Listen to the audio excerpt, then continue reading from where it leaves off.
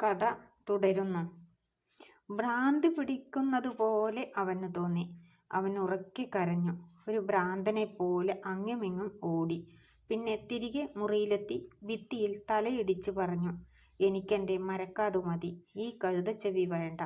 ആ കരച്ചിൽ കേട്ടെത്തിയ അണ്ണാറക്കണ്ണൻ ചോദിച്ചു, നീ എന്തിനാ മരപ്പാവേ ഇങ്ങനെ ആർത്തലച്ച് കരയുന്നത്? എന്താന്നോ, നീ കണ്ടില്ലേ എൻ്റെ ചെവിക്കു വന്ന മാറ്റം?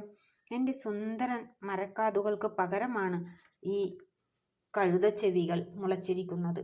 ഇതുമായി എങ്ങനെ ഞാൻ പുറത്തിറങ്ങി നാലാളുടെ മുഖത്തു നോക്കും? അവൻ പിന്നെയും കരഞ്ഞു. അണ്ണാറക്കണ്ണന് അവനോട് സഹതാപം തോന്നി. അത് ഭിത്തിയിലൂടെ ഇറങ്ങി വന്ന് അവനെ പരിശോധിച്ചു.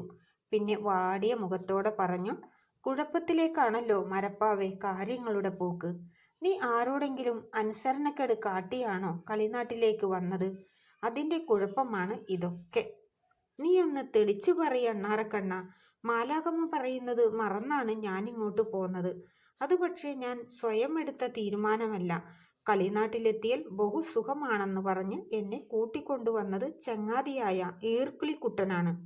ഇത്രനാളും ഈ നാട് എനിക്ക് രസിക്കുകയും ചെയ്തു. എന്നാൽ ഇപ്പോഴാണ് എനിക്ക് കഴുതച്ചെവി വന്നത്. അവൻ വിതുമ്പിക്കരഞ്ഞു. ഇതൊരു മഹാരോഗത്തിൻ്റെ തുടക്കമാണ്. ഇത് ബാധിച്ചാൽ ആദ്യം സ്വന്തം ചെവി നഷ്ടപ്പെട്ട് കഴുതച്ചെവി മുളക്കും. പിന്നെ മുഖം കഴുതയുടേതുപോലെയാവും. ദേഹമാസകലം കഴുതരോമം നിറയും. കഴുതക്കാലും കഴുതവാലും വരും.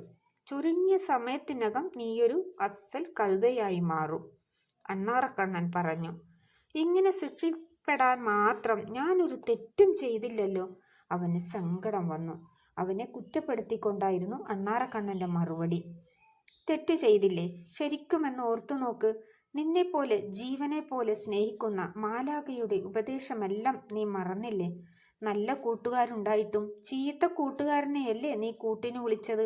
അവൻ്റെ തല തിരിഞ്ഞ ഉപദേശമല്ലേ നിന്നെ ഈ കുടുക്കിൽ ചാടിച്ചത്? അത് ശരിയാണ്, അവന് തോന്നി.